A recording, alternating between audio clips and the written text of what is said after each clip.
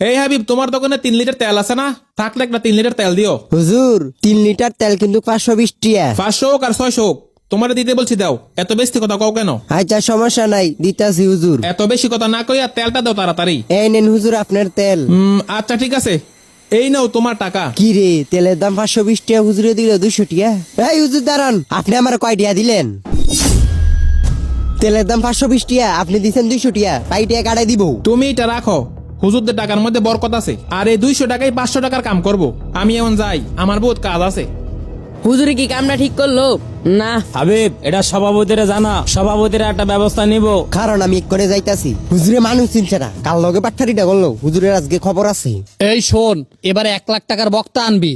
বক্তা জানি সুর দিয়া ফাড়ালায়, টাকা যা লাগে আমি দেবো। এই সভাপতি সাহেব, ইমাম সাহেব জানেন নি কি করছে? 500 টিয়া তেলাই না 200 টিয়া দিয়েছে। এটার একটা ব্যবস্থা করেন। এটা তুই কি কইলি?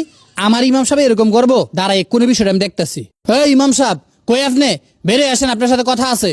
কই আপনি? কি ব্যাপার সভাপতি সাহেব, এত চিল্লা চিল্লা করতেছেন কেন? এই ইমাম সাহেব, আপনি নাকি হাবিবের দোকান থেকে 500 টাকার তেল 200 টাকা দিয়ে আনছেন? ও সভাপতি সাহেব, এই ব্যাপার, এটা তো আপনারই দোষ। আমার দোষ মানে? তেল আনছেন আপনি, আর দোষ হলো আমার। সভাপতি সাহেব, আপনিই তো বললেন হুজুরদের টাকার মধ্যে বরকত আছে।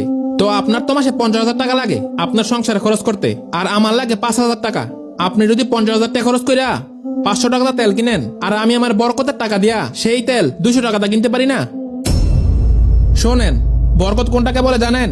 আপনি মনে করেন একটা পাঞ্জাবি কিনছেন, নরমালি 2-3 বছর পরেন, কিন্তু আপনি সে পাঞ্জাবিটা যদি 5 বছর পরেন, সেটা হলো বরকত। অথবা আপনি যদি একজন জুতা কিনেন, নরমালি 2-3 মাস পরেন, যদি আপনি সেই জুতাটা 1 বছর পরার পর না ছিঁড়ে, সেটা হলো বরকত। অর্থাৎ একটা পণ্যের যেই মূল্য, সেই মূল্য দিয়ে কিনতে হবে। কোনো দোকানদার আপনার কাছে সেই মূল্য থেকে কম টাকায় বিক্রি করবে না। আর আপনি বলতেছেন বরকতের টাকা কই? দোকানদার তো আমাকে 500 টাকা তেলটা 200 টাকা দিল না। আপনিও আমার উপর রাগান্বিত হইতাছেন।